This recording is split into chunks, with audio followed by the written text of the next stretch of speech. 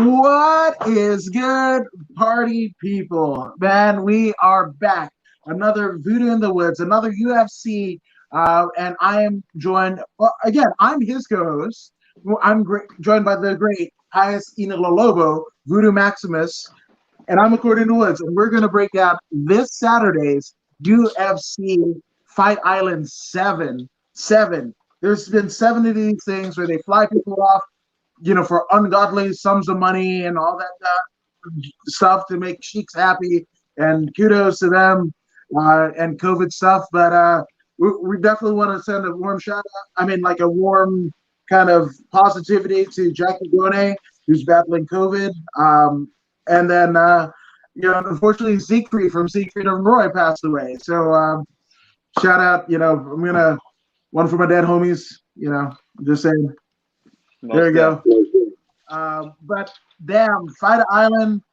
This is a historic event because not only is it the UFC's return to Fight Island, not only is it the first fight card in 2021 of the UFC, but this is the first one where the main card in its entirety will be on live broadcasted ABC platforms, which is unprecedented. I mean, it went from, the Disney and the higher ups there kind of pulling the plug on what was supposed to be the Tachi Palace fights, early on in this UFC COVID era of 2020. And I guess they were rewarded handsomely for getting primetime TV on ABC. Your thoughts on this? Wow, man, it's been an interesting first UFC installment back in 2021, and we've already lost 4 matches. 4 matches. COVID, once again, like my man, According to Woods, says, COVID remains undisputed, undefeated. Not even Khabib or John Jones can defeat this champion. Yeah, it's and again, for all that have battled it and are going through it, whether it be physically, mentally, it's kind of fucked, and financially, everybody's been affected. So again, sending warm vibes to everybody that's going through something, right now, and it's gonna be better. It's gonna be better, But it's quite an unfortunate happenstance that we're having all of this stuff, and but again, to kind of bring some life, we're gonna see some people who punch each other in the face, and some submissions, So I feel like I need some like grapes fed to me and fanned by palm trees and all that jazz, like because I feel like a Roman emperor is what I'm saying. Well, hey, you do your thing, Caesar. Caesar Woods. Hey, but in other news, did you hear that marijuana is now off the ban list for USADA? Yeah. Yes, we'll start it off. I believe the first thing that I saw was from our good friend Amy Kaplan. I affectionately know her as Scrappy Cappy, but she basically tweeted that the UFC has taken, the marijuana off of the USADA, banned list and what have you, which, it's crazy. And I believe it was you or a friend of the show, Jesse Velasquez, Mr. Midoriyama, because he sent me a video of Dana White basically getting asked about gosh, I forgot the fighter's name who he's suffering, he's a UFC kind of veteran of like 17 fights and everything. Fisher? But yes, Spencer Fisher. Yes. The King Fisher.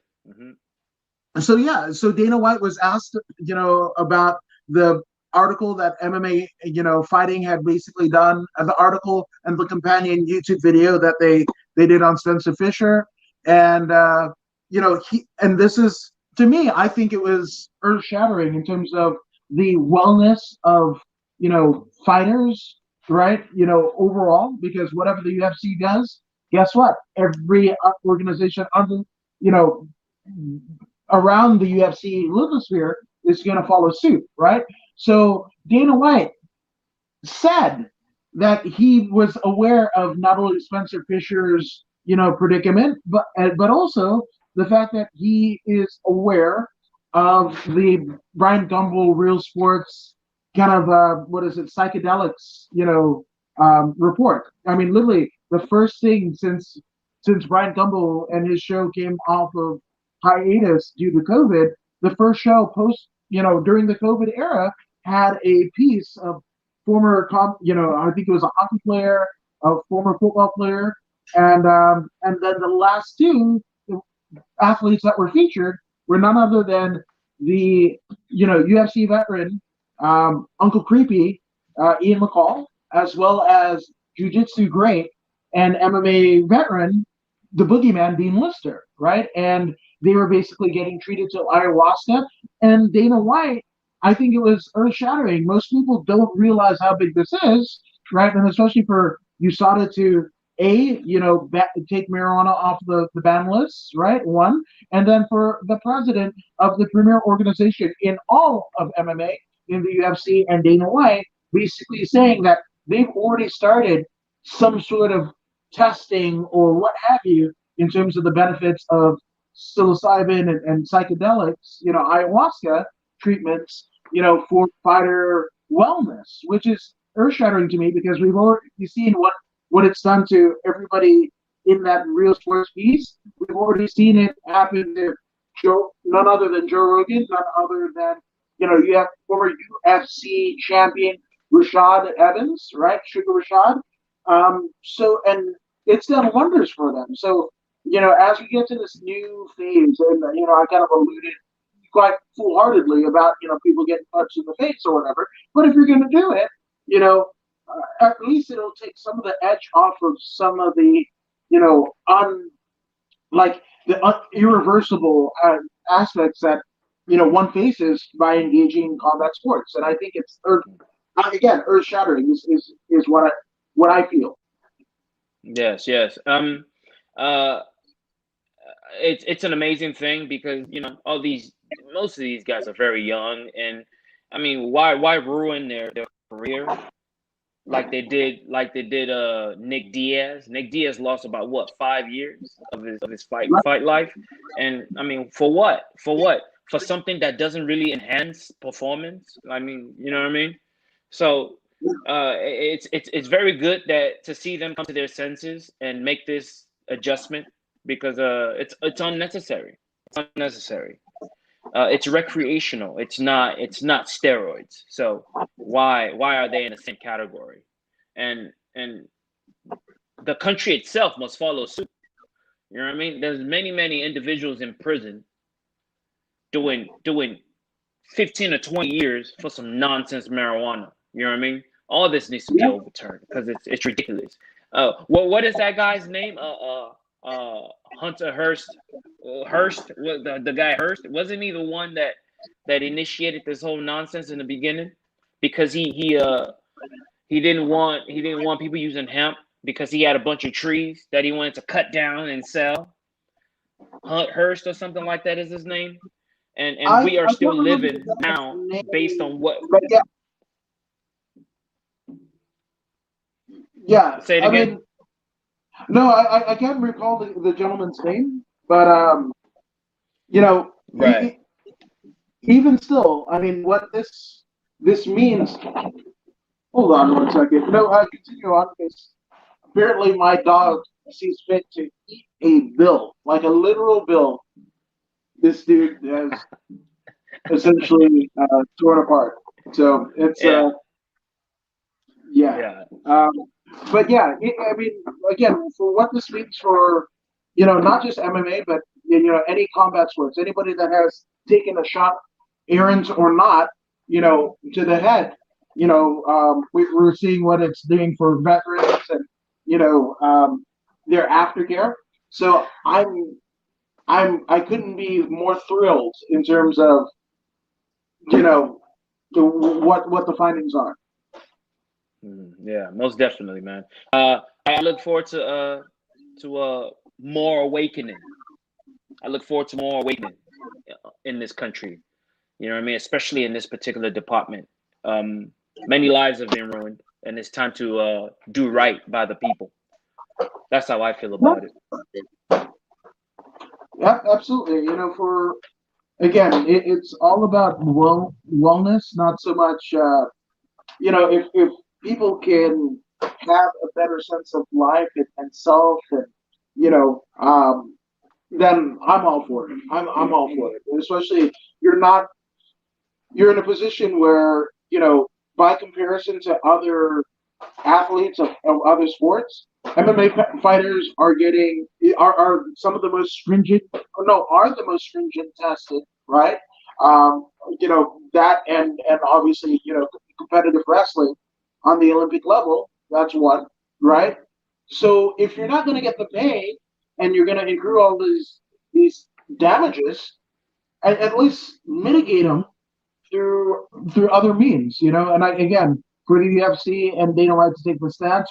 Now he said that they begun preliminary research, right? So I don't know what that is. Nothing has been talked about, and I guess in the instance of Spencer Fisher to turn a negative into a positive, that now the conversation is being talked about. And again, one of the biggest proponents for alternative uses of medicine, beyond the Western medicine examples is none other than podcast aficionado and UFC commentator, as well as a personal friend to Dana White, none other than Joe Rogan. So again, um, I'm happy to see this. Yeah, yeah, and Mike Tyson has spoken a lot about this particular medication as well. So I look forward to seeing the research and how it can help these fighters get back on track and finish off the rest of their lives in good health. No, 1,000%, 1,000%. Now, speaking of fighters, I mean, again, we've got this card, Fight Island, that is going to be both on ESPN Plus and BBC.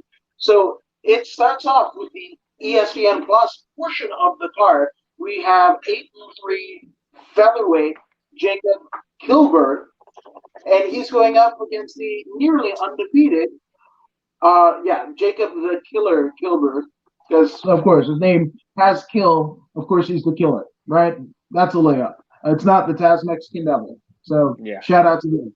But he's going up against a 7-1 Austin Lights Out Lingo, and I just wanted his name to be like I don't know, a Spiro Lingo or whatever. But that's another story for another day.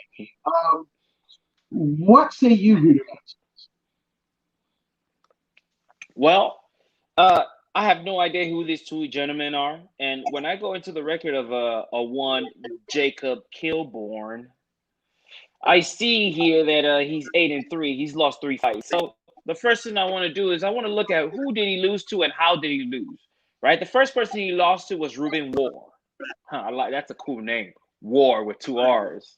He lost by rear naked choke, and then he lost to Bobby Moffett, Doris choke. Man loses by chokes a lot. And then he lost to Billy Quarantillo. Triangle choke. Choke, Yep. choke, and choke. And how does he like to win? KO, KO, decision, KO, KO. So what that tells me right there is the man is a striker. Jacob Kilburn goes in there to remove your head from your body. Okay? All right. So now let's check out Austin Lingo. Mr. Lingo has only got 1 loss. He's only got 1 loss, right? Which is great. Good for him. He lost to Yusuf Zalal by unanimous decision. He fought Yusuf Zalal on the John Jones versus Dominic Reyes card. And That was quite an impressive card, by the way. And he lost to Yusuf Zalal by unanimous decision. Okay. Now, how does the man like to win? Punches, rear naked choke, punches, decision, punches, guillotine choke, decision. So we already have an idea of what's going to happen. This fight is going to stand on the feet. Mr. Lights Out is going to do what he has to. Mr. Killer is going to do what he has to. But we do understand that primarily Mr. Killer will prefer to stand on his feet. Now, we know that Austin has victories by choke. So it's it's common knowledge. Well, I'm speaking for myself. I will game plan to bring the fight to the ground at some point in the match. If Austin is doing very well and he has the upper hand in the striking game, then I'm guessing he'll stay there. But if his opponent, Mr. Kilborn, if he has any chance of success during the striking game, understand that Austin is going to look for that clinch. He's going to look for that submission as soon as possible. But what's going to happen? Who has the advantage here? To me, Austin Lights Out Lingo has the advantage because of his ability to submit. So I am going with Austin Lingo to win this particular matchup by unanimous decision. Unanimous decision? Okay, I like it. I like it. I actually am going to go on a limb, and I'm going to say Austin Lights Out Lingo is going to TKO. I mean, and it's crazy because Jacob Kilburn, he's the killer, right? But who the killing was in reference to is definitely understated because I think it's going to look like a murder scene when Lights Out puts the lights out of a killer, right? And that'll happen in the second round. I think it's absolutely apropos that his euphemism and his fight nickname, his moniker, so to speak, is of that. But I think it's an eerie foreboding on what his future lay ahead for him on Fight Island. So there's many a sand dune on Yaz Island. So I mean, Gilbert might get that meeting with his maker a little bit premature than what he was betting for. He might not even make it back on the plane, on Etihad Airways, back because again, that one Austin Lingo is going to put on him because Austin Lingo is, I mean, he's a rabid dog. The fact that he was nearly close to undefeated, right, going into the UFC, I think that has left a chip on his shoulder that's probably double the size of the iceberg that took out the Titanic, right? So especially with the amounts of resources that it's going to take to fly everyone out to Fight Island, but being in Vegas for 2 weeks and being in that bubble and everything like that, again, he's going to make everyone. I think it's going to be his career kind of ethos. He makes everybody forget about that one blemish on his career.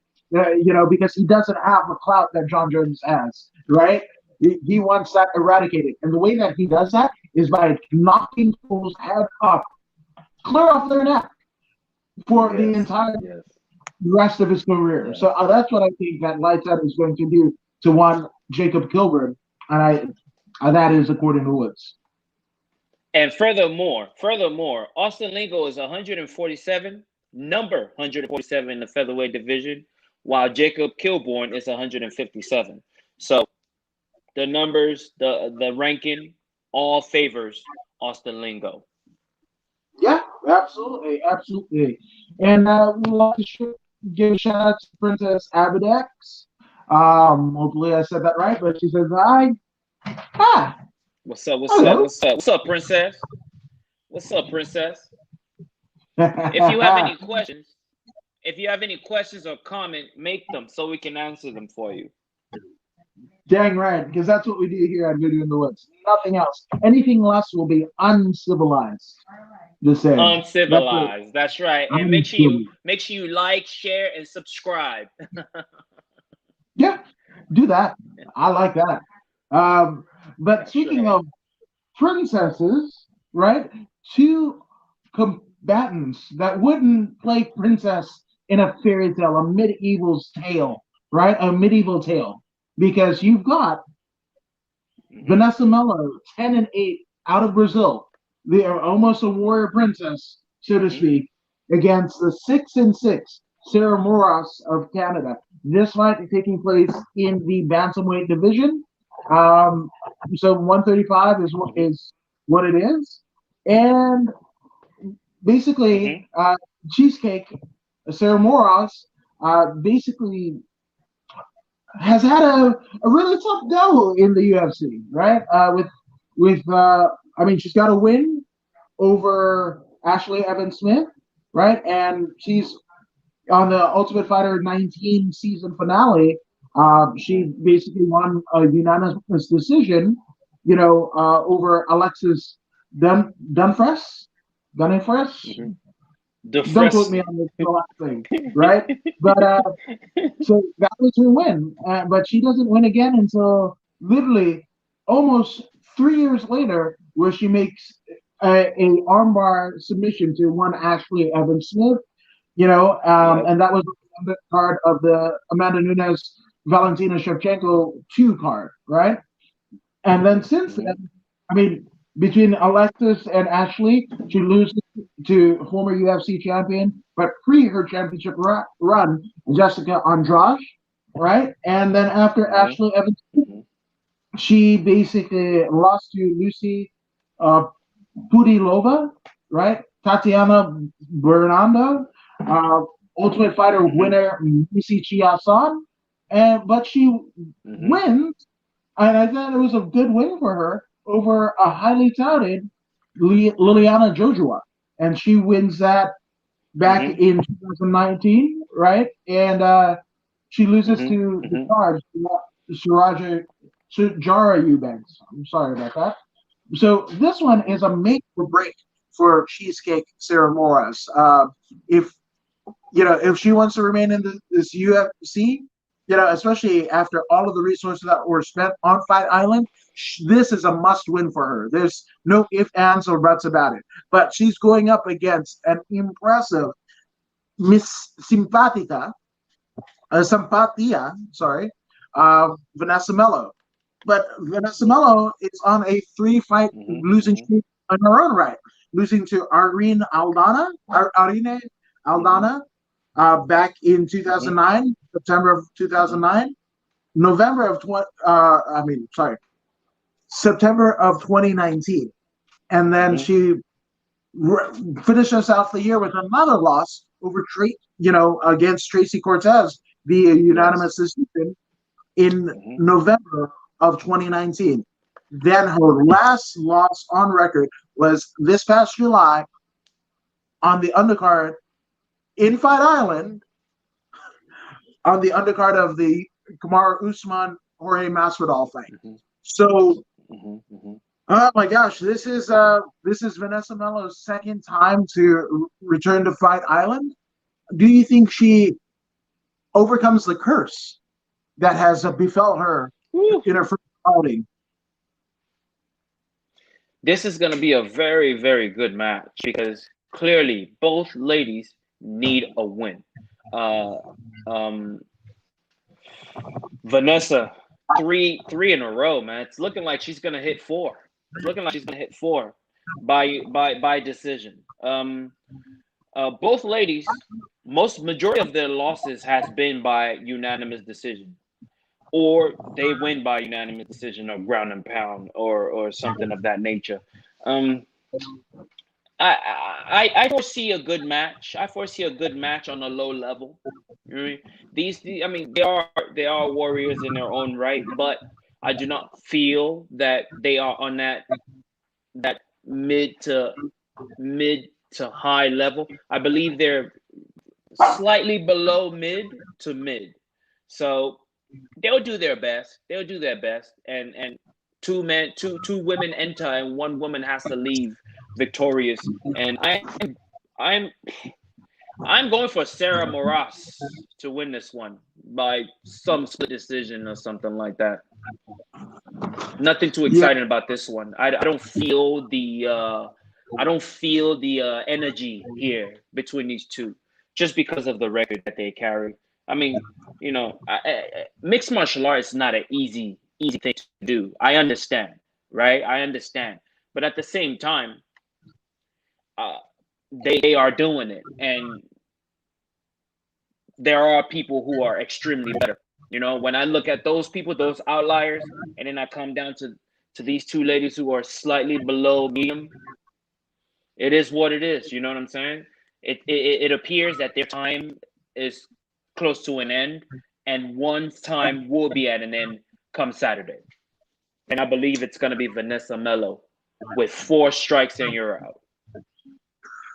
No, I mean, that's it. And I actually think that this one will probably be the most underwhelming fight of the card. And this is not a slight to either competitor, but I don't think in their arsenal that they have, a high finishing success rate. Between the both of them, right, in a nearly 20 fight career between them both, right, if not 20 already, right, they only have between them one finish in their career. That's these facts.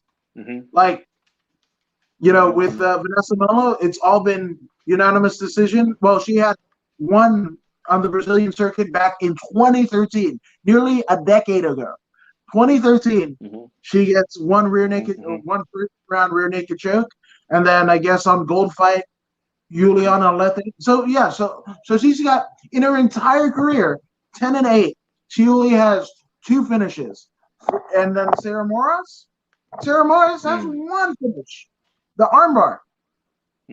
Everything else, yeah. I mean, well, okay. Ashley Evans Smith, and then back at AFC, which I believe is Alaska Fighting Championship.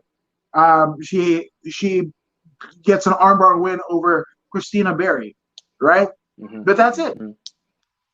Like, they've got nearly 20 fights between them both, right? And in the UFC, and they only have 3 finishes between them.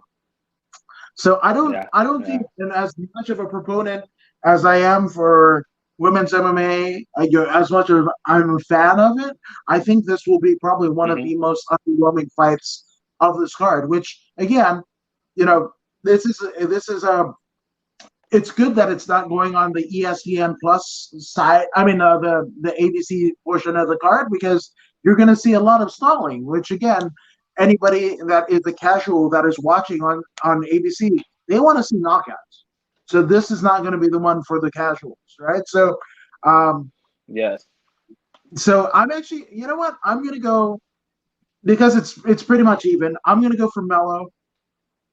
Not okay. Right. I mean, you could go either way. It's Voodoo Maximus made a amazing points, right? But I just want to give Mello the benefit of the doubt. I didn't want to go all in for Sarah Moras because it can go either way. But again, however way that happens, I mean, there would have to be like a gift from whatever deity that you believe in or don't believe it to strike lightning on the cage that night for some sort of finish, because I don't think it's going to happen there. And there won't even be a moment where you're like on the edge of your seat thinking like, oh, a finish is going to happen. Like, that won't happen, and especially as we started the show with all of the head trauma and everything, what I would hate is to see like a hard fought, even dogfight, right, with both combatants bloodied and, almost like Joanna, turned into a Klingon, right? But they're nowhere near a title shot. They're nowhere near in a top 10, right? So this is a zero-sum game. And again, this is just a way. Who's to say they don't get, but regardless of what happens and a decision happens, an underwhelming decision, you might see both females out of the UFC after this. Yeah, I wouldn't be surprised. And if they went out there and they put on an impressive show, I have no problem apologizing. I just don't see it happening. That's all. It's just my humble opinion. That's all it is. But if they do go out there and they blow the roof off that building, then I will apologize and give respect where respect is due. But I don't feel I'm disrespecting anyone, and I stand by my words. Yeah, absolutely. And again, this is not a, if it was two gentlemen that were in the same, position with the same type of records and the same, kind of rules of engagement, we would be saying the same thing. So there's nothing like that. And again, we both want the best for them. But again, statistically speaking and historically speaking, I don't think if you're looking for a finish, this is not going to be the fight for you. That's, that's fair enough. Most likely not. But prove us wrong. Morris and Mella, prove us wrong, right? Yeah. But That's right. We're going up in weight. In the welterweight division, the men's welterweight division, we have Germany's David Zawada, who sports a 17-5 record. Zagat is his fight moniker, and he is going up against Ramazan Imaev. And good Lord, Ramzan looks like, a creative fighter from UFC, any one of the video games and what have you. But Imaev sports what's his record? 19-4 record. Holy hell. This one is going to be, this one's, I think it might get a decision, but I think it's going to be a fun one. But Zawada is coming off of a win, a triangle choke win over Abu Akar Nurmagomedov, right? And that happened back in 2019, in November 2019. And other than that, with the loss of to Danny Roberts and Jinglang Li, he's been pretty flawless, right? Both in the UFC as well as on the KSW circuit in his native Germany, right? So on the other side, Ramazan Goretz, he's taken the moniker and name of his gym, Goretz, but he won a unanimous decision over Nicolas Stoltz, and that happened in July of last year. Lost to Antonio Rocco Martin, and that happened in 2019. But other than that, he's had wins over Alberto Mina, Sam Alvey, Anatoly Tokov, back in M1. So this guy, when he finishes via submission. They're vicious ones. We've got corner stoppages. We've got rear nakeds. We've got, anacondas. This is it. So I'm going to go with Ramazan. I'm going with Goretz. By submission. Yeah, it only makes sense. We have Saget.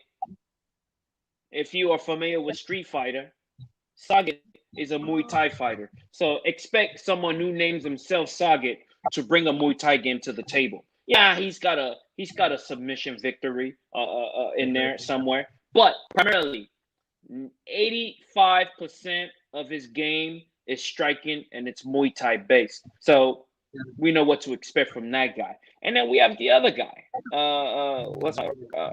Ramazan Emeev. We have this guy who is primarily a grappler. You know what I mean? He's primarily a grappler, and he's Russian. you know about them Russians. He's gonna bring that Khabib style game to the table. He's not the best striker, but he's got some striking.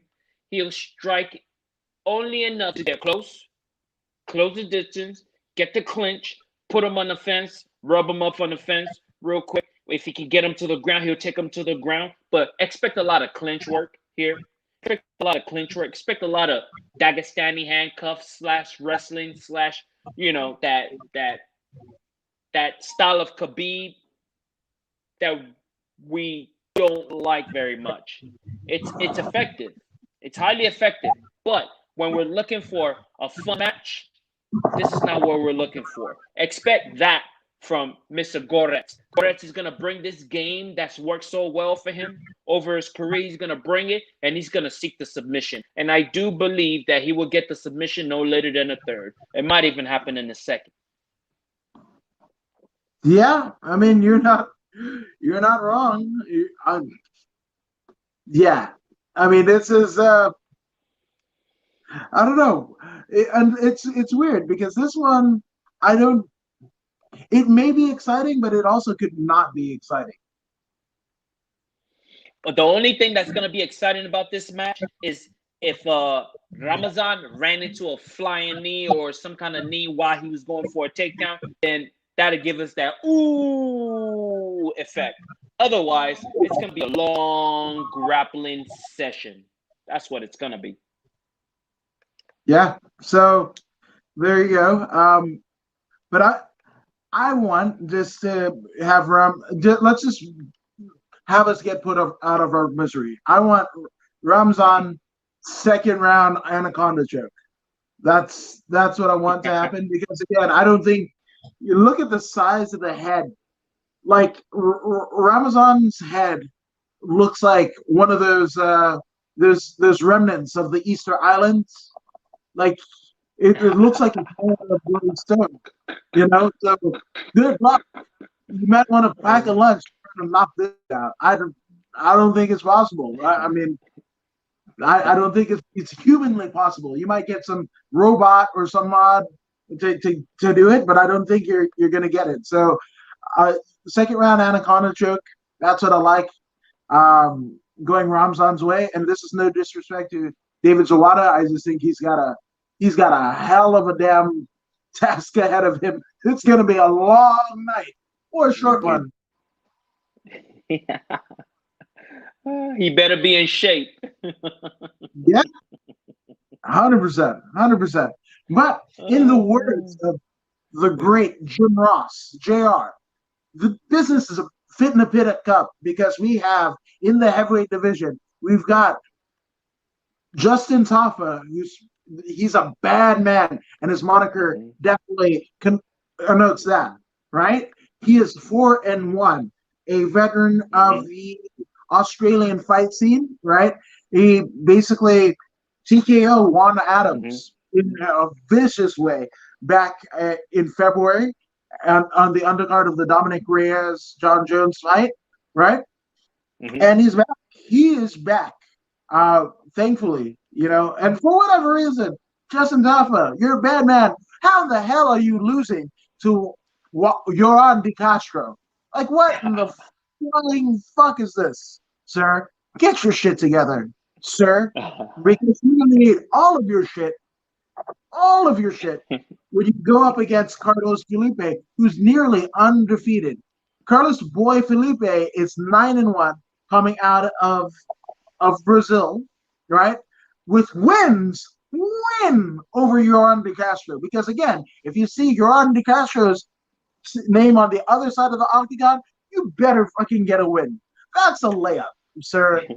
So get it together. But you know, Carlos Felipe has wins over the aforementioned Yoran De Castro, beat Yuri Andre in a boxing bout, right? And so he's a relative newcomer to the UFC, right? But again, if you're gonna make a second a second appearance in the UFC, right? Well, the first one better be a win over Yoran De Castro. But even still, that fight wasn't pretty. It was both of them pretty much. I mean, and I hate to speak ill will of this particular matchup, but it reminded me the Yoran De Castro versus Carlos Felipe fight back in what is it, October? It reminded me of Kimbo Slice versus Dada 5000. By third round, it wasn't pretty. It wasn't pretty. So with that all being said, I got the bad man Justin Tafa. You better KO. Hey, for a fact, just because this fight is going to be on ABC, just because of that, expect these two young men to come out there and put it on the line. They're gonna want to show out. They're going to want to establish themselves at the expense of the other guy. So they're gonna come out there and they're gonna bang. This is gonna be a bang. It's kill or be killed in this particular one. I feel it. I feel like this one I can feel. Justin Taffa, I feel he's gonna bring everything that Mark Hunt has taught him. He's going to bring that to the table, and he's going to display beautiful destruction. So I also will be going for Justin Taffa. Yeah, I think that's a consensus pick. But again, what the fuck are you doing? You know, losing. So Justin Taffa, if Yoran Castro comes up again, you better knock his ass out. That's it. Because he's like, he's an unathletic Deron Wynn. He's Yoran Castro. Same body type, but like literally like 100 and some odd pounds over. You know, at least it seemed like it. They move like it. So, you know, bad man. If you want to prove that you're bad, you know it. You beat the shit out of Carlos Felipe. And guess what will happen? Ooh, that's going to be interesting. Right back. Who's back? And your ass better answer. Yeah. Yeah. I look forward to this one. It's going to be awesome. It would be. It would be. But we shall see how strong the internet is on Yaz Island, on Fight Island. Because, again, it's kind of weird to get sound across there. I mean, the UFC can't even get the damn Fight Island to look like an island on production. You know, not near a palm tree or whatever. Mm-hmm. It's exactly the same as every other damn arena that they've ever run, ever. So there's that. But fear not, because we have an international flavored fight. We have none other than La Pantera, Jocelyn Edwards, who sweats a 9-2 record, hailing from none other than Panama, right? And she goes up against China's Yanan Wu, Mulan, as she calls herself. But Jocelyn essentially has wins. This will essentially be her UFC debut because she fought in July at UWC 22 Total War and a KO first round, 28-second KO on Pamela Gonzalez, right?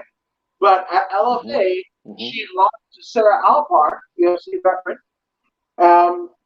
and she lost via split decision, right? So she wants to essentially show out, right? But in her way is Mulan, a fighting princess in Yanan Wu.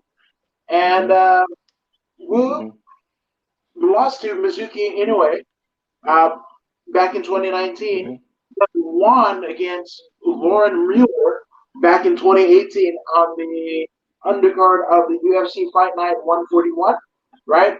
Loses to Gina Mazzani. So she's kind of up and down. Up and down we get with Wu. But she has quite a bit of experience because you don't get to 11-3 in your record to not be. So we've got Panama against China. Voodoo, what say you? Woo! Let me tell you something about Chinese. See, the Chinese pride themselves on being, you know, excellent martial artists. You know, if you follow the history, you know, and you follow Kung Fu and all these wonderful arts that's come out of China, you will understand that there is a high demand for productivity and expectation from the Chinese government, Chinese culture, expectations from their athletes. You know, the Chinese will snatch you at a young age and take you away from your parents, so you can absolutely focus on being the absolute best you can be. This is the level that they are willing to go to bring out the best gymnasts and the best this and the best that. When you look at Yongwei Lee, and when you look at her Instagram, every single day of the week she is training. You know what I'm saying? So this is the level that they aspire for every single time. And then you have the opponent who is quite accomplished in her own right from France, Jocelyn Edwards, Le Pantera. Understand that this right here could possibly be fight of the night. This is my first candidate for fight of the night because these two ladies, they've got something to prove. One is from France and the other is from China. They've got something to prove. La Pantera is coming from France, and this is her first showing in the UFC. Understand that she wants to put the right foot forward, and especially because it's going to be on ABC Sports. Do you understand that ABC Sports used to show Ali back in the days, Mike Tyson back in the days, Roy Jones back in the days, Cesar Chavez Sr. back in the days? All these great athletes used to fight on ABC, and then something went wrong. Fighting went somewhere else. I guess it went to cable. But fighting has returned after years and years and years. Now understand that there's pressure on all these athletes to come out there and perform to the best of their ability. And these two ladies are the first fight of the night candidate for me. And it's going to be a tough one. It's going to be a tough one. I foresee Mulan getting outstruck and then initiating her ground game immediately because she's good at it.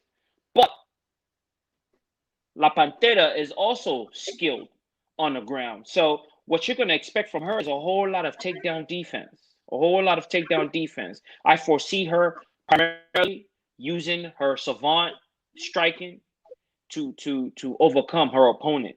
And I'm going on a limb, and I'm going for Jocelyn Edwards, Laboriel, to win this one by unanimous decision. I don't see a knockout, but I do see a unanimous decision. Just to give the benefit of the doubt to Mulan, I want to side with her, but I think it's going to play out exactly the way that you spoke of it.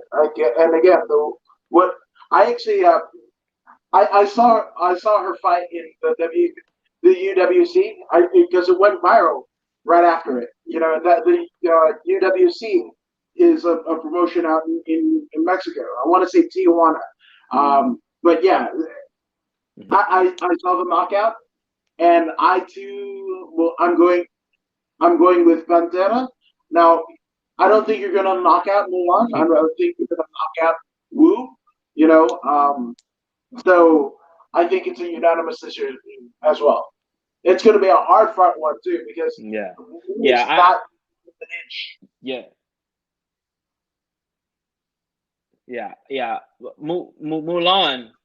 Mulan Wu is an intelligent fighter because her record said so.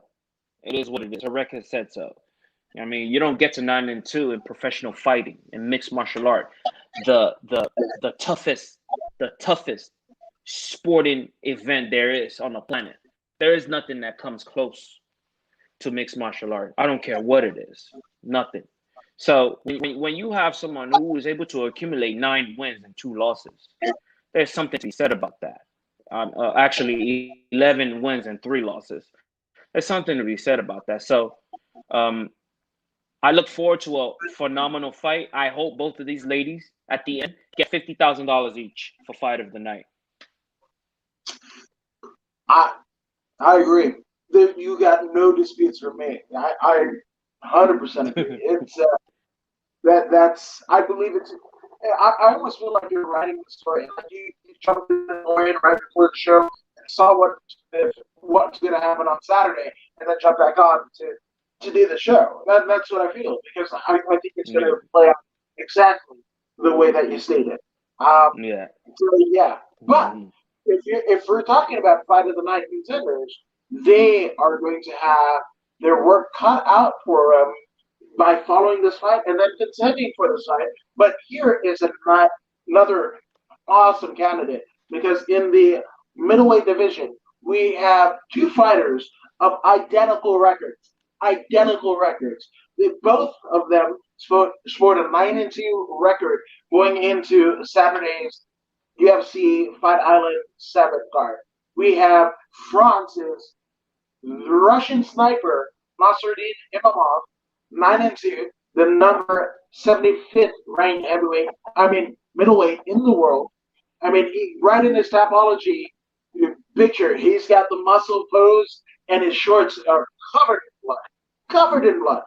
And that blood was of one Jordan Williams, because Nasruddin essentially beat the tar out of Jordan Williams back in October of last year, right? But he's going up against a tough and durable former champion of a different organization, the 9-2 Megatron, Phil Haas. And Haas is coming off of a win on the undercard of the Justin Gaethje Khabib Nurmagomedov card with a first round KO of Jacob Malkoun, right? And an overhand right, and to ground and pound back in Dana White's Contender Series in, what was it, September, right? And he's got wins in Brave. Yes. Wins, yeah, a lot of wins in Brave. And World Series of Fight. So I think, I know where it's going, but what say you? Russian Sniper versus Megatron.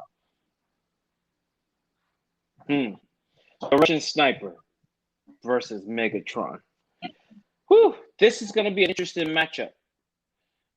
There's going to be lots of power being swung around. The both of them are champions in their own right. However, when we look at the Russian fella, the sniper, Nasruddin Imanov, he starts off his career on a loss, even though he didn't have an amateur career. But then he put together a 3-5 win streak. That's admirable. He fought for Gladiator Fighting, Fight 9-1. I don't know what that is. Centurion. I've heard of Centurion. He lost to Mikhail Mikhaliski. Fight Exclusive Night. Centurion. He put together a nice win streak. 6-5 win streak. Centurion City Cage, Devil's Cage, Thunderstruck Fight League, Aries FC, and then he fought Jordan Williams, in which he, like you said, he destroyed him. But now he's fighting Phil Megatron Halls. When a man names himself Megatron, you understand that he's got a certain confidence about him. Think back to Megatron. Megatron is a man's man, a man's robot. You know what I mean? When you think about those robots, he is a man's robot. He bows down to no man, or no one, or no robot, or whatever you want to call it, and his intellect, right? That's what I remember about Megatron. He was very intelligent. When he spoke, the words that he used were specifically selected to annihilate whoever he's talking to. So when you have someone who names himself or gives himself a nickname like that, and then you look at his record, you understand why he named himself that. You know, his amateur career was flawless. He beat 4 individuals, and then he moved on. He fought in places like Legacy, which you've heard of, Global Knockout. I've never heard. But then he was in the Ultimate Fighter House. Okay, so he's how do you say? He's dabbling at the highest level already, right? The Ultimate Fighter, World Series of Fighting, which is where Justin Gaethje came from. DW, Dana White's Contender Series, in which he lost to Juan Marquez. But then he went to Bellator and got a doctor stoppage. Someone got cut. It doesn't matter who got cut. Then he went to Brave. You understand Brave? When you go and you go to the Arab world and you do well in the Arab world, understand that you got something going on.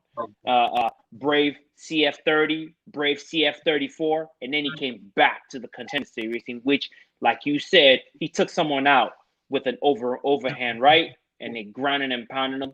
And then he came back against Jacob Malkoun, 18-second knockout. Nasiruddin has his work cut out for him because Megatron is coming for the All-Spark, and he will knock that All-Spark right out of Nasiruddin's chest.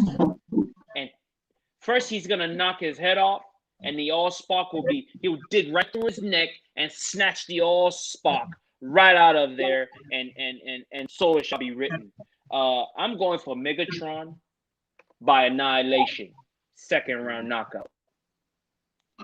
When do you think it goes down? Second round. Second round? I got first. Second round knockout. I got first. I agree. I'm going to Phil Haas Megatron first round KO because every time he set precedents.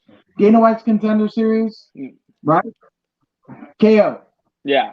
Last fight, KO. Right? So I think we get another one. I think it'll take a lot more than 30 seconds to finish the Russian sniper, but when he does, and he will, that's what it's going to be. So I say maybe 2 minutes into the very first round. That's what I've got.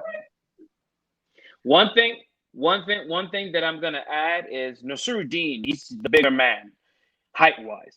Excuse me. He is the taller man. So I believe he's going to attempt the blanket effect.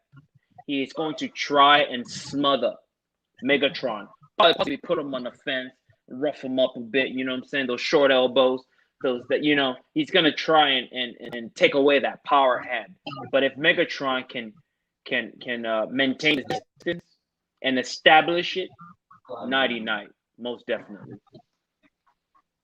Yeah. So that's what I've got, but I think we're going both Phil Haas. The only difference is when it happens. Voodoo's got second. I've got first. Again, you guys can tune in on Sunday to lambast either one of us if we're right or wrong. So again, Sunday after the Saturday fights, you guys want to come back here to Read in the Woods because we're going to disseminate some information for you. So there's that. But Phil Haas, KO, that is unanimous, right? One of the things that I think won't go to a unanimous decision because it is the very first fight of the historic ABC portion of this UFC Fight Island card because we have two undefeated fighters. We have in one corner the undefeated 7-0 Punahele Soriano, right? Because he's from Hawaii and I can't pronounce it. But his nickname is Storytime, which again, once upon a time was once a highly touted show on ABC. So that I think that's going to play a part in it, right? Because this is the first fight that you're going to have on the start, right? But he's going up against Thunder Dusko Tudorovic. And Dusko coming off a big win over DeQuan Townsend, beat Teddy Ash on Dana White's Contender Series back in 2019. Somebody's going to get put to sleep. I don't know who it's going to be still at this point, but again, we mentioned this KO, right? Well, Storytime essentially has a KO, first round KO win over the tough Oscar Pichota, right? And he also wins a unanimous decision over Jamie Pickett at Dana White's Contender Series back in 2019, much like Dusko. So, Voodoo Maximus, what say you? Possibly this fight could be my second fight of the night candidate right here because clearly both individuals are undefeated. Undefeated. Two undefeated fighters coming into it. And let's take a look at Storytime. Mr. Storytime started his career in 2015, in which he fought 4 times as an amateur and clearly undefeated. And then he became a pro. He fought for X1 World Event. He fought for PFL. He fought for Titan FC, V3 Fights, LFA, Contender Series in 2019 against Jimmy Pickett, in which he won by unanimous decision. And then he fought on the Usman versus Covington card, in which left hook, nighty-night. And now he's got Dusko Todorovic. Dusko, Thunder. This particular individual began his career in 2015, right? Started off 44-second guillotine, rear naked choke. Okay. 2 wins in the region.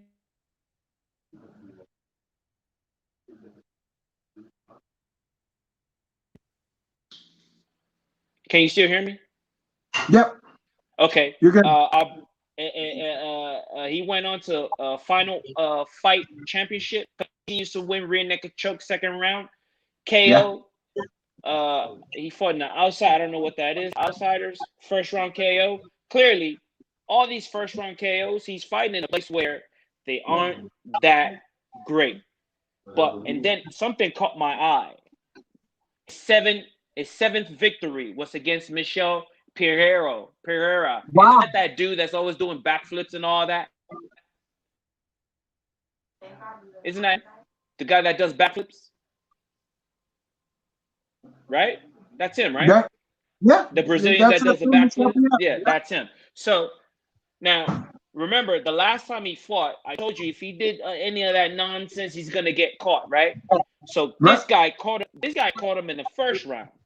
I mean, it took him 4 minutes and a half, but he did catch him in the first round, right? That tells me that Thunder has excellent timing. To catch a Michel Pereira, you gotta have timing. You gotta have timing and precision. So this man has timing and precision, right? Then he went into the Contender Series. He won by unanimous decision. I can understand that unanimous decision because he was intended on making it into the UFC, and he played it safe. Yet whooping on his opponent Teddy Ash, making him 8-0. And then he got his first opportunity against Dequan Townsend. He showed out. He smashed him in the second round, ground and pound. Now he's got another undefeated opponent. Now, this one right here, because they're both perfect in the way they do business, they both have submissions, wins. They both have knockout wins. They both seem to be specialists in what they do. I have no other choice but to go with the guy that's been winning the most. That's the most victory. So I've got to go with Thunder, right? I've got to go with Thunder via split decision. It's gonna be a very close fight because they're both specialists, right? It's gonna be strategy. I foresee Thunder winning the first round, taking a break in the second, and then a slugfest in the third round, making for a very, very good possible fight of the night contender. However, I do see Thunder winning by a little bit, by just a little bit, because one fight experience is good, but 3 fight experience, it's even better. So I'm gonna go with Thunder to win this one by split decision. Okay. No, I love it. But I think there's going to be a split, right? And that split is the differences of our picks. Because I actually have story time. Mr. Soriano beating Dusko, finishing him, but it's going to happen in the third round. The reason why, to everything that Voodoo Maximus said, it's absolutely true of Dusko. And that win over Michel Pereira, that was incredible. That headlined a card in Serbia, of all places, right? So, both men are in the UFC. Yes, that is an outlier. But I just think, and maybe it's just because he's an Islander, I'm an Islander, I'm going to go with the Hawaiian dude. I totally understand. I totally understand. I totally understand your picking the Islander. It only makes sense. I mean, there are 50-50, man. You know what I'm saying? But there are subtle details that I'm also considering here because Thunder is 6'1". That means he's gonna have reach advantage. Puna is 5'11". Not that he cannot fight someone taller, but every advantage when it's so close like this, every little advantage counts. And then when you look at the ways of winning, Puna has a 57% knockout ratio, while Thunder has 60%. It's almost identical. 29% submission ratio for Puna, 30% submission ratio for Dusko. It's damn near identical. 14% decision, 10% decision for Dusko. It's damn near. So expect a stand and bang. This is gonna be it's gonna be a two snipers. It's gonna be a tale of two snipers. You know what I mean? They're out there in the wherever they're at, hidden, and they're trying to figure out where the other one is behind enemy line. This is what this is gonna be like, that movie Behind Enemy Line. You got two great snipers. You know what I mean? One from Germany, and the other one from wherever he's from, Americas or whatever. The ally versus the axis of evil, whatever. And this is what you're faced with. Two perfect fighters.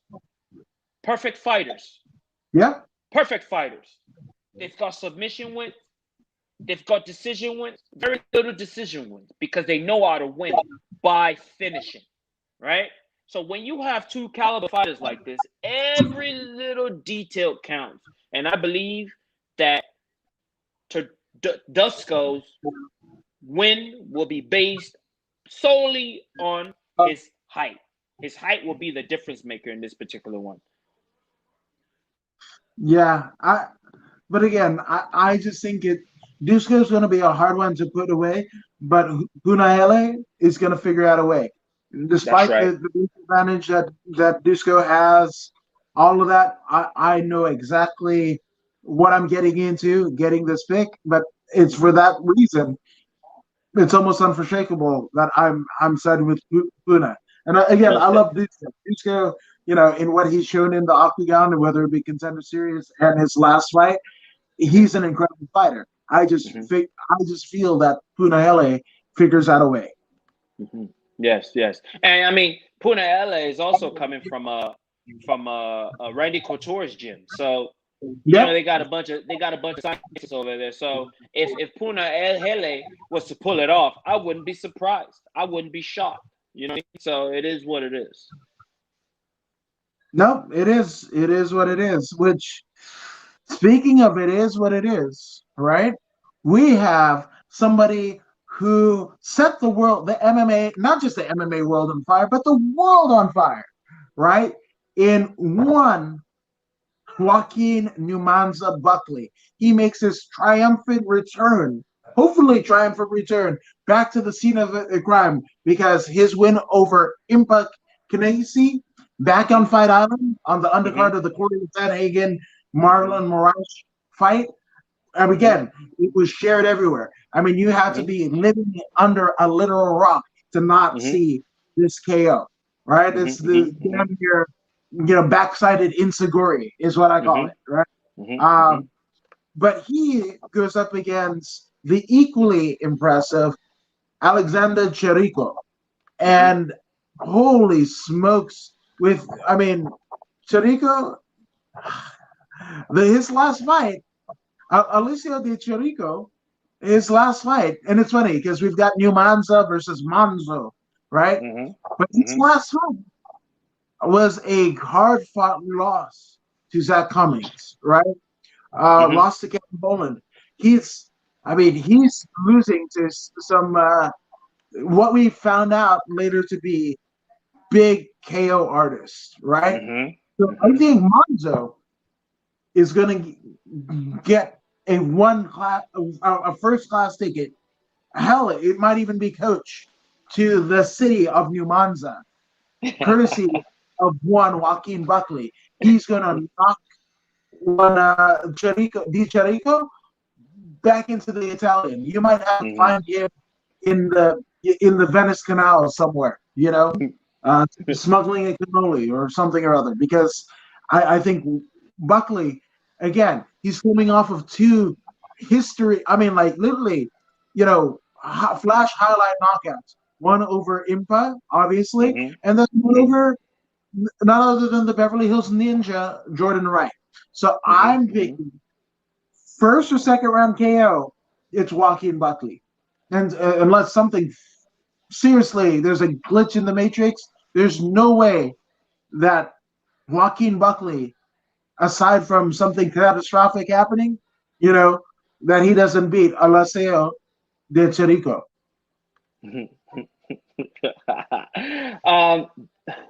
New Mansa Musa, the wealthiest African to ever live.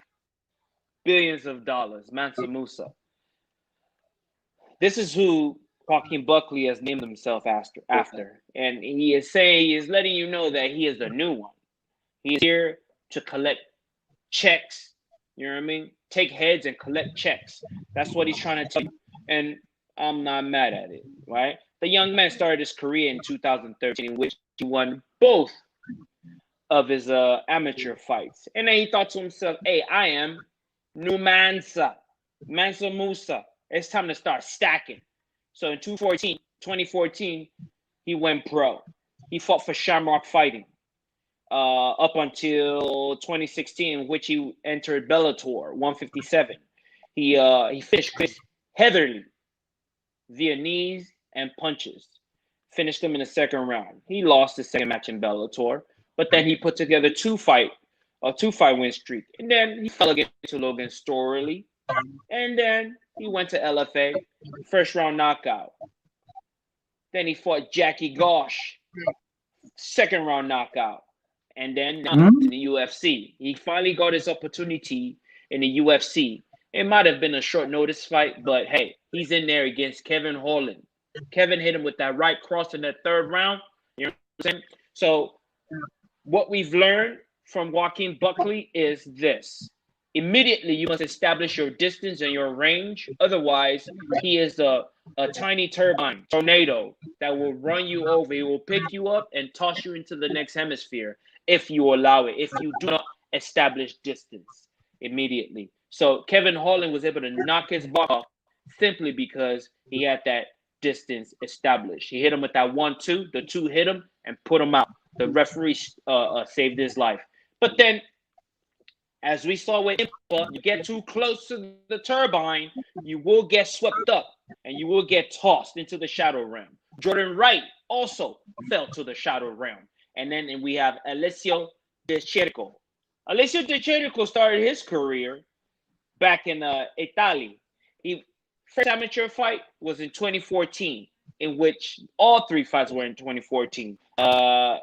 He fought January, he fought March, and he fought in May. And then he went pro. I like that.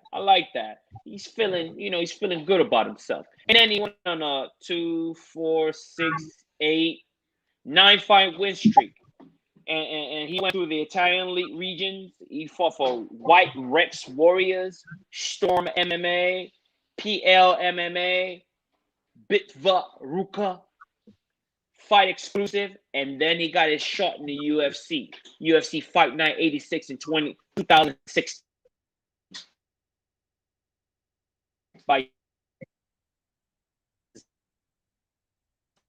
And then he lost by triangle choke. And then he won 2 fights. He also lost to Kevin Holland by unanimous decision. So if he's losing to Kevin Holland by unanimous decision, he's got something about distance that, that his distance is not so bad. And then he lost again. So the man is on a 3-fight losing streak. And each fight that he lost, his last 3 fights were by unanimous decision. Now, he's fighting Joaquin Buckley, who starts really, really fast. He likes to close the distance, hit you with terrible hooks. Now, I am going with Joaquin Buckley to win this particular matchup. No later than the second round. I don't believe it's going to get into the third round. I believe it's going to end I think it's going to end in the first, actually, because Joaquin is on such a high right now that he's got this aura of invisibility, which he has earned. Right? He's earned it, and his opponent can't say the same. His opponent is on a 3-fight losing streak. He is going to be fighting for his job. He is going to be fighting to stay in the UFC, but I do not believe his attempts will be enough, and I do believe he will go to sleep like the rest of them. Joaquin Buckley in the first. Terrible knockout. I see some body head like Mike Tyson. Go low to the body, finish with the head. Mm-hmm. Is it gonna be the left hand or the right hand? I cannot tell you, but I do understand that it's gonna be a hook that ends Mr. DeCherico's career in the UFC on Fight Island. Once again, Joaquin Buckley victorious. Yeah. Now, a quick little side note. It was crazy. You mentioned Jackie Gosh. Jackie Gosh is a member of the famed CSW fight team, along with somebody who's actually fighting tomorrow night. One Little Badger Jacob Rosales Badger under the tutelage of the great mind of MMA that is the Badger, Ben Jones. So, geez Louise, and going into that fight, right? Buckley and Gosh were undefeated. 6-0 on one side and 5-0 on the other side. And this fight taking place in Jackie Gosh's native Israel. So I think that's a little fun tidbit in Buckley's career. Unfortunately, we lost that night, but again, I think it's crazy that happened on an Israeli card. So Joaquin Buckley, even before him coming to the UFC, has fought on international cards, for notable promotions. So again, he's almost primed for this moment. Which again, I'm not the biggest Joaquin Buckley fan from what I hear, but again, you cannot denote the amount of fight that Buckley carries and his willingness to dazzle all that may lay eyes on any one of his fights. So again, we're going Buckley by KO, and that is that. That is that. Yeah. In regards to Buckley, one thing you can expect from the young man is kill or be killed. Kill or be killed. He's not going for no decision. Don't expect him to go for a decision. Understand, when Joaquin Buckley is fighting, do not go to the restroom. Pee yourself. Do not go to the kitchen. Do not go anywhere, because at any point in that match, his opponent can go to sleep. So do not sleep on Joaquin Buckley. No, 1,000%. But this one is going to be a crazy. I mean, this is what is it? 10,000 crazy fists, because I think you're going to see exactly that in this next fight, because we have Jinglan Li of China, 17-6 record, number 17th ranked welterweight in the world, and he's going up against Santiago Ponzinibbio. And yes, I got that. And you know how I got that? Because I am a proud member of the Voodoo Maximus 4 name pronunciation classes, because for one payment of $999.99 or 4 easy payments of $499.99, you will pronounce, crazy nicknames or ethnically diverse names such as Santiago Ponzinibbio with relative ease. And that is all thanks to that man, good sir, Voodoo Maximus. He's doing his public service for us. I mean, literally, it's worth what you're getting for the price of admission. It's worth at least 5 times that. In the words of Kevin Sullivan, it's a hell of a deal. But Henry Bull,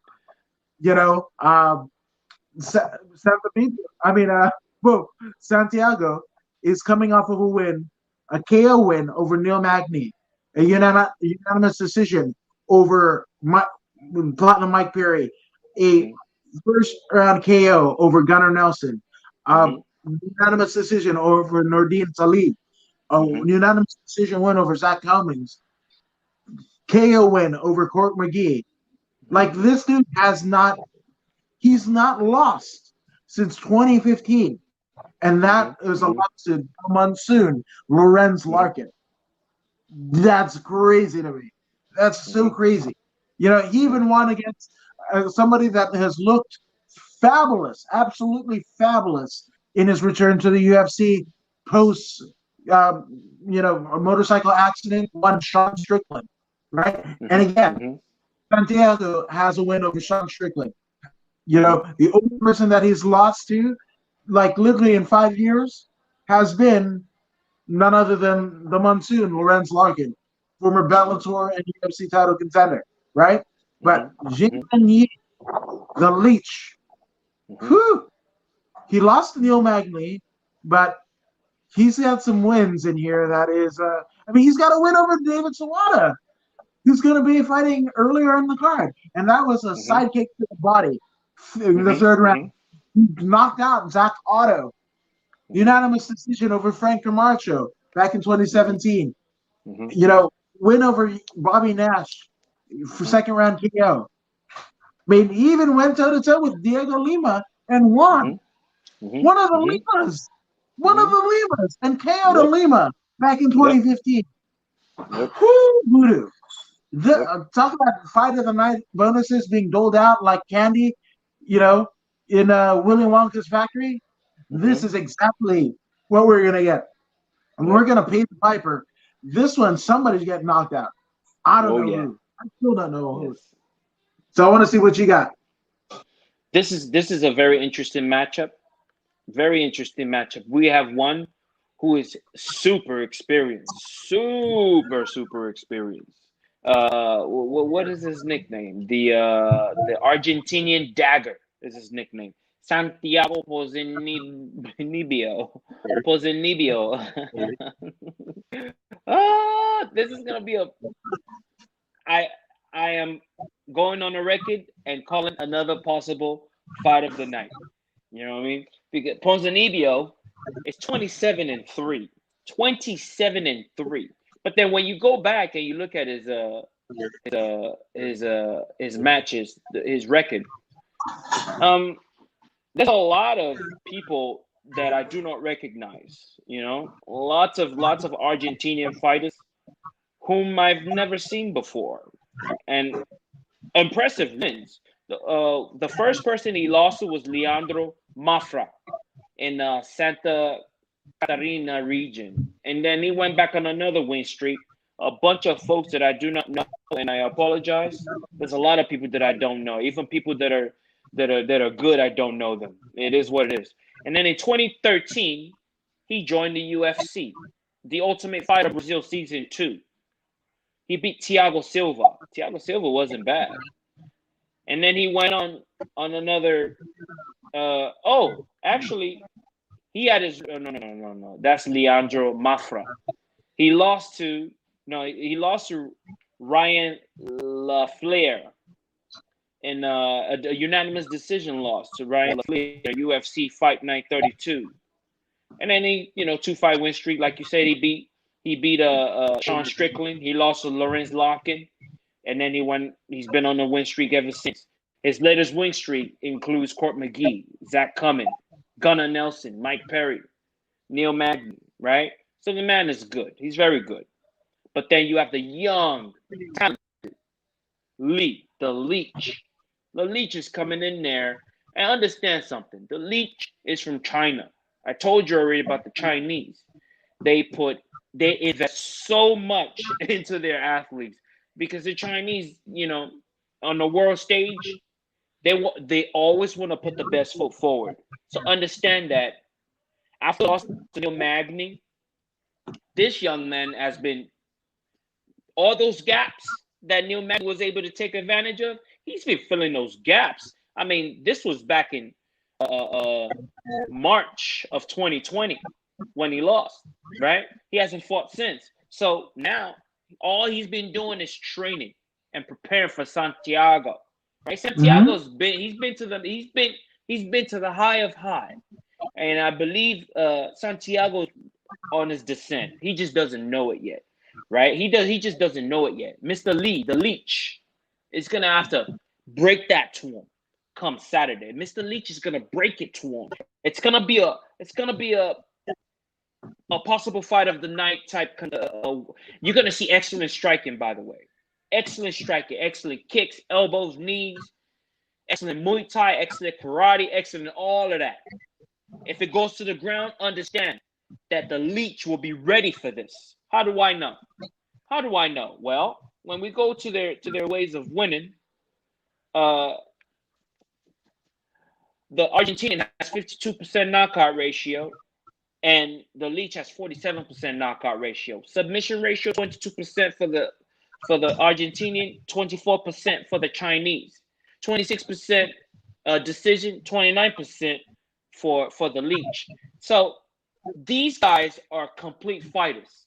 At this point in the game, you could call them complete fighters. Now, the one thing that is clear to me is Santiago has been doing this for a very long time. He's got more miles. He's got more miles on him, right? He's tough. He's good. He's really good. He's tough. The Argentinian dagger. He's very good, right? I mean, 28 wins, 3 losses. You got to be good. But then it's the dawn of a new era. It's the dawn of a new era. Communism is in town and it's about to take over. China's coming. China's coming. We don't see it yet, but China's coming. China is coming. As soon as Jean Weili brought that first championship to China, understand that a million children joined MMA immediately on that first day. 3 days later, 4 million Chinese children joined MMA. And out of that 5 million, understand that there's going to be a couple of outliers out of those 4 or 5 million children that join. I mean, when you have at least 1.5 billion people in your country, come on, man. Come on. And you have the Leech out of those billions and billions. The Leech, understand he's the cream of the crop. And he's only going to rise to the top.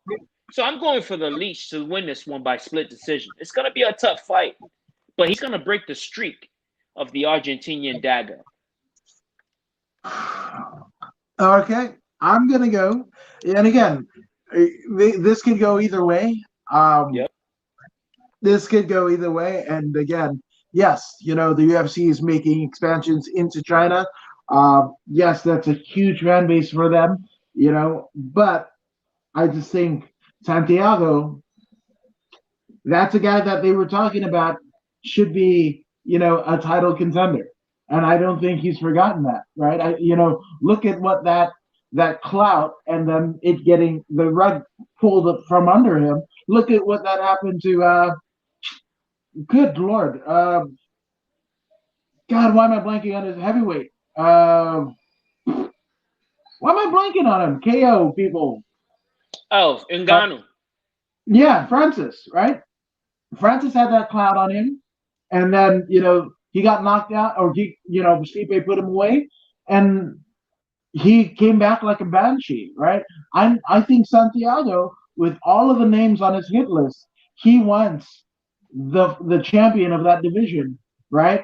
That champion to essentially bow down to the Argentinian native. So I think we've got Santiago for the win, and I say Okay. I want to say it's KO. I'm going to say it's KO. Jinglian Li, I believe his desire to be the first Chinese UFC champion of the world, that desire far outweighs Santiago's desire to be champion. If Santiago wanted to be champion, how long has he been in the UFC? How long? If he really wanted to be champion, yeah, exactly my point. If he really wanted to be champion, he would have been making noise a long time ago. Long time ago. The man is 28-3. 28-3. You've been in the UFC since 2014, and you haven't made 2013. No. I take that back. Yeah, 2013, March 2013, and you haven't what? What? You don't really want it. You don't really want it. You don't really want it. If you really wanted it, you would have put yourself in place to be a champion. Kamaru Usman got in the UFC way after that. Now he's the welterweight champion of the world because he wanted it. You know what I mean? He took those fights that were ugly. He took them and he won. Now he's champion, right? Who else is in the welterweight division that's recently there and is making weight? Chimaev. He came out. He showed up 5-6 months ago. Now he's at the top of the top, and he's been talked about in 2 divisions. If Santiago really wanted that title, he would have made a case for himself. He's a killer, ain't he? Gente boa. Come on, man. You've been in there since 2013, and your name hasn't been talked about in the top 5. You haven't been talked about when it comes to the title. You haven't been considered for the title with your 7-fight win streak. Come on, man. I don't think you really want it. I think you're okay, Santiago, with winning. I think you're okay with winning, having a winning record. And people saying, yeah, man, that guy's a winner. But I don't think he's ready for the moniker of champion. I don't think so. Because if he was, he would have made a case for himself a long time ago. That's just me. I don't know. We'll see. We'll see on Saturday. We'll see on Saturday. And again, I mean, you could absolutely be right. I just think just the level and the caliber of the names that Santiago has put away, I don't want to count him out. That's just me. That's just me. Yeah. Totally understand. But now we are at the co-main event of the evening. We have the immortal Matt Brown, 22-17 record. I mean, geez, damn near 40 fights. I mean, it'll be the 40th fight come Saturday, right? And he is going up against none other than former UFC interim champion, 31-13, natural-born killer, Carlos Condit.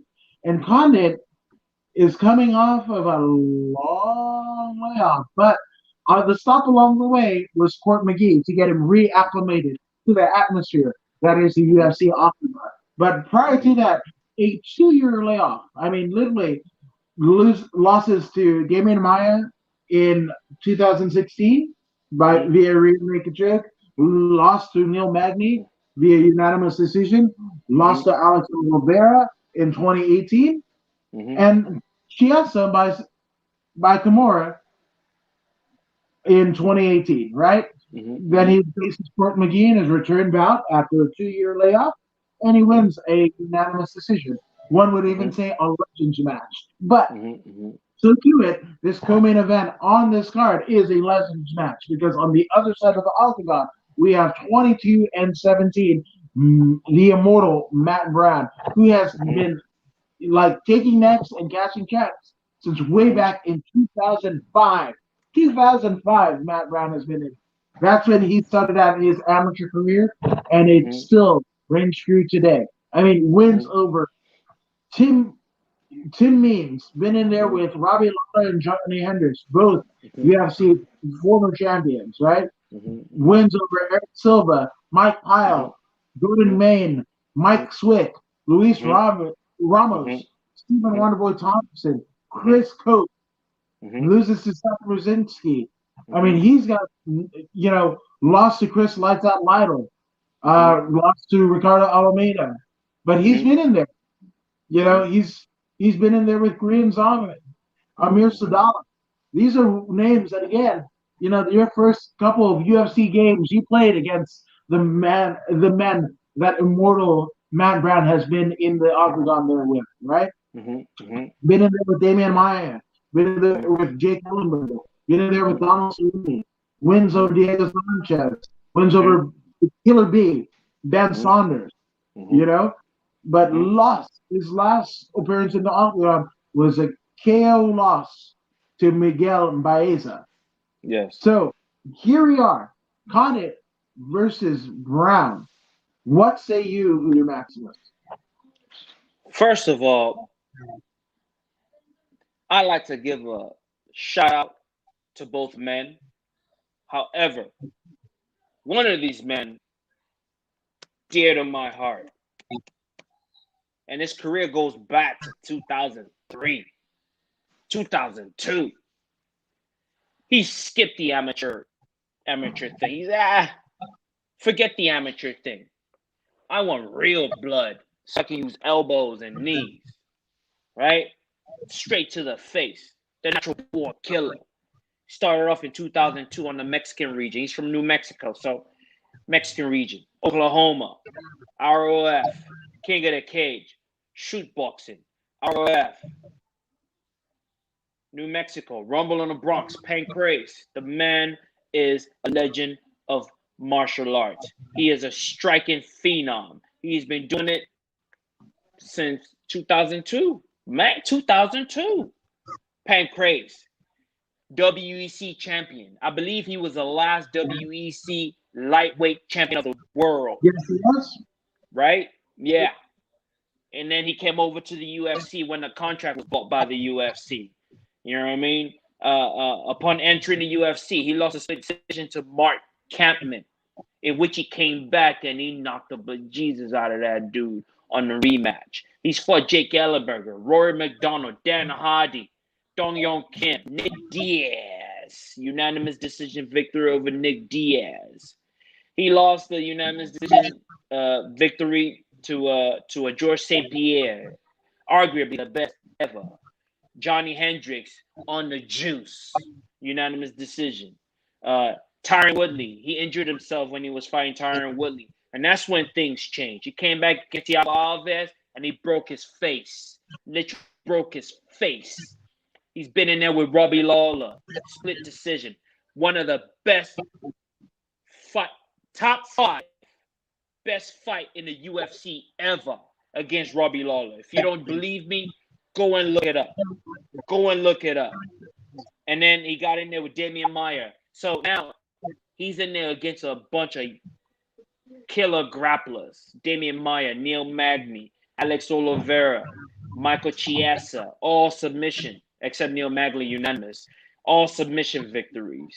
And then he recently came back against Court McGee, in which, you know, he found his groove again. So Matt Brown, no disrespect to Matt Brown, I just don't love him as much as I love the natural born killer. It is what it is. I'll be honest. Matt Brown, the immortal. He is called the immortal for one reason. He goes out there and he puts it all on the line. As you've said, he's been in there with the very, very best. Very, very best. When these two gentlemen enter that cage, understand that there will be no takedown. Understand that there will be no clinching or any of that nonsense.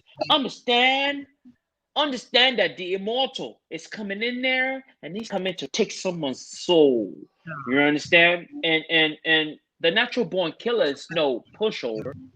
Yeah, he might be a little bit older or whatever you might hear, but he's no pushover. When you really look at it, both of these gentlemen are from the old school. They're from the old school. They do things the old way. Understand that this particular fight is possible contender, if not the fight of the night. Understand that when it's all said and done, these two men, if one of them is not knocked out, they're gonna hug it out. They're gonna have a beer after this. Understand that there's respect between these men. They ask for the fight because they want to give the fan, but they are in the twilight of their career. It's almost over. They want to give the fans a taste of the old them, the old them, and they got the opportunity. See, they're both around the same age. There isn't a significant youth advantage here. You know, it's the same. So now it's going to be skill versus skill, experience versus experience. Matt Brown is good, but the natural born killer is a complete striker with the elbows and the knees. I mean, he was one of the first dudes to do a flying knee to knock your block off. The man is skilled. Can he fight on the ground? Yes, he can fight on the ground. I think he's better than Matt Brown on the ground, but I don't think he's going to be looking for the ground. The natural born killer is not looking for the ground. The natural born killer is trying to earn a bonus. Understand he's trying to earn a bonus. Not only does he want his money to show, he wants his money to win, and he wants a bonus on top of that. Understand that this is what these two gentlemen are aiming for. Understand that these two gentlemen understand that they need to cash out so they go put that money into their businesses. Understand that these two gentlemen are business owners. They understand the game. They've been in the game for so long. They've spent money. They've made money. They've lost. They've made it back. Now they have another opportunity to cash out before they leave, and understand that they will not be messing up this opportunity. Understand that. We're going to see a phenomenal striking war between these two. And because Carlos Condit is the more seasoned striker, I give Carlos Condit the win. 3-round war, I give him the split decision win. Carlos Condit, the natural born killer. There you go. I just to be fair, I'm going to go Matt Brown unanimous decision. I mean, split decision. And there's no disrespect to Carlos Condit. I'm just that's a crapshoot. I think it'd be a hard fought split decision either way it goes. And you know what?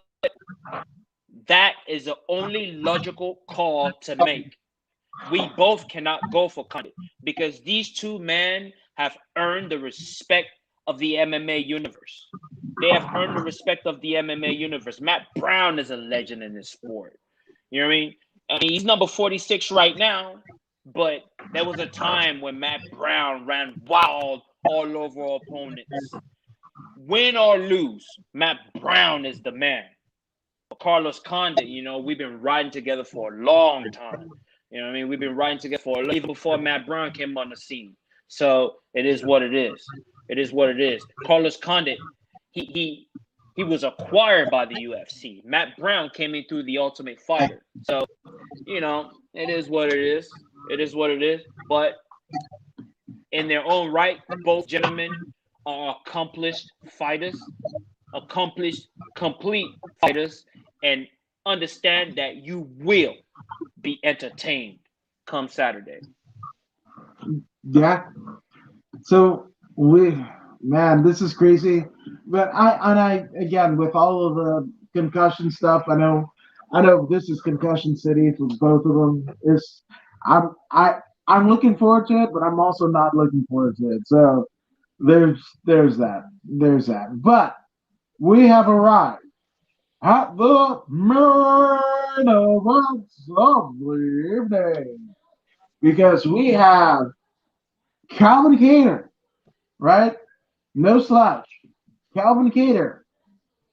He is somebody that the UFC has put a lot of stock into. Not just him, but his gym, right? The New England Cartel, right? He's the Boston finisher for a reason, sporting a 22-4 record. But he goes up against none other than arguably what many people considered right under Jose Aldo as one of the greatest featherweights of all time.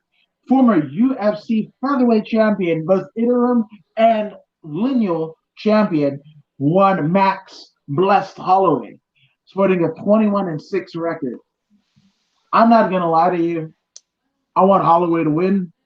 And he's probably going to do it by decision because Kattar is a tough one to put away. So that's me.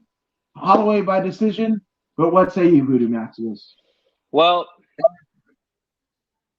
let's dig into the background a little bit. Let's dig into the background of the one Calvin Kattar. Ever since we started doing this thing here, I've been singing the praises of Calvin Kattar. I love Calvin Kattar. I love the way he comes to fight. The Boston finisher. He does not come to grab and take you down and do none of that. He comes to take your life. And I appreciate that. I appreciate that. The man is a warrior inside out. He started his career in 2007 for Combat Zone. He did his thing, 3-fight win streak. And then he ran into a submission artist in which he lost by rear naked choke at Elite XC. Remember Elite XC in 2008? And then he went on another what is that 5-fight win streak? He fought for WCF, Combat Zone, WCF, New Hampshire. And then he ran into another fella named Don Carlos Claus. And then he went on another win streak. Combat Zone, Combat Zone, Combat Zone, Combat Zone, CES, Combat Zone, CES, Win Streak, Andre Fili, Sherm Burgos in the UFC. Now he's in the UFC in 2017. The fight against Andre Fili was phenomenal. The one against Shane Burgos was even better. I believe, no, we didn't call this one. And then he fought Moicano when Moicano was Moicano. Now Moicano is he's on a decline.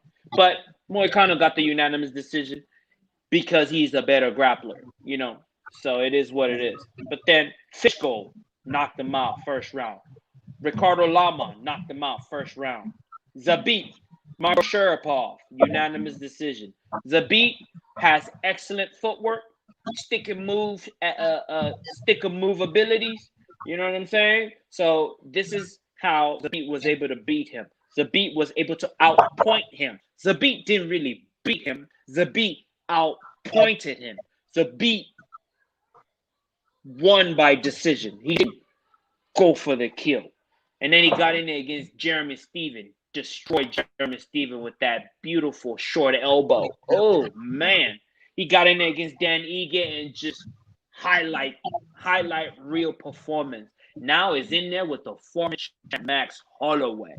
What do we know about Max Holloway? Max Holloway started his career watching the UFC video game, learned from the UFC video game, and got in there and started fighting mixed martial art. His very first fight, he lost to Aaron Link in the Ohio's.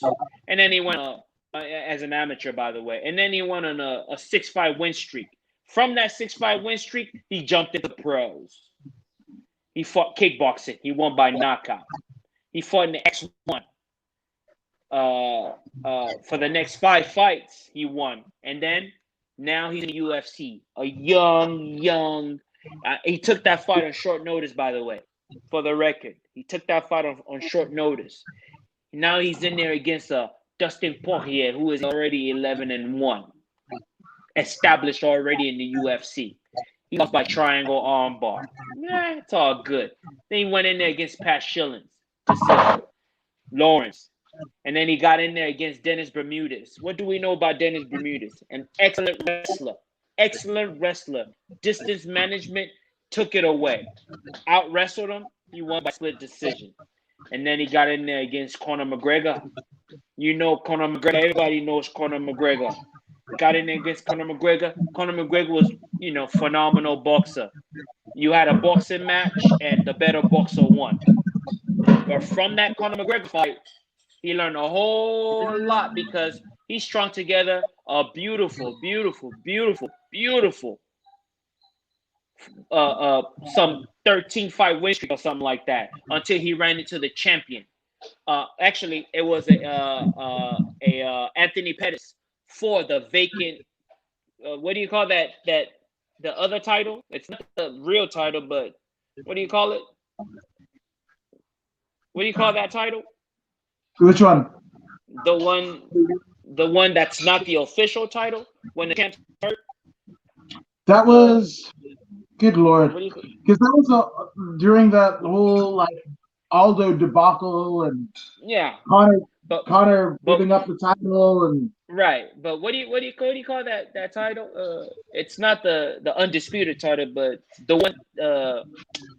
one that was won by what's that guy's name?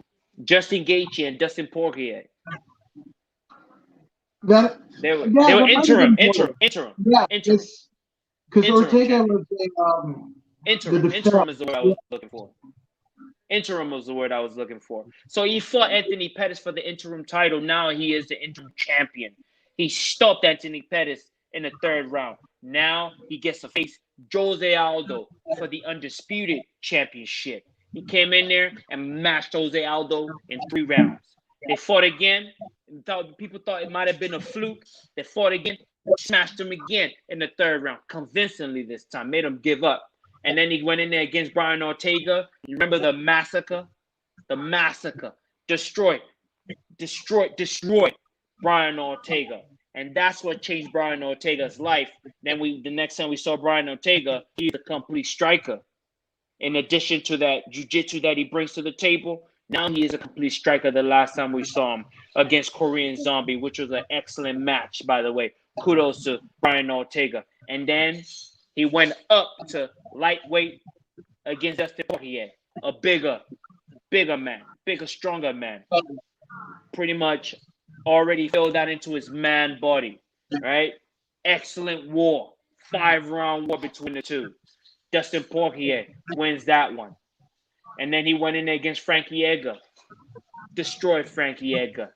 And then now he's got his chance to go against Alexander Volkanovski, right? Now he fought Frankie Edgar. Frankie Edgar challenged for the title, right? He beat Frankie Edgar. Now Alexander Volkanovski. Volkanovski had an excellent strategy. He added the kicking game to his fight, kick to the overhand. Eventually, he threw a whole lot of leg kicks that Max didn't have an answer for, so Max lost his title. They had the rematch. I thought Volkanovski lost both fights, but the judges didn't think so. Volkanovski engaged in a bunch of takedowns in the second fight and stole that one as well. So Volkanovski is the champion.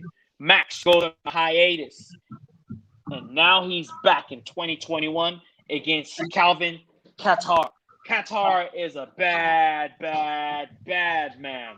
But before Kattar was there, I was already on the blessed train. So I am not going to leave the blessed train because something else is there. I am loyal to Max Holloway. I am going for the blessed train. And I am going for a split decision victory solely because Max has learned so much in his career in the UFC, fighting top level fighters. I do not believe Max is going to get knocked out. I believe Max is going to use excellent footwork. He's going to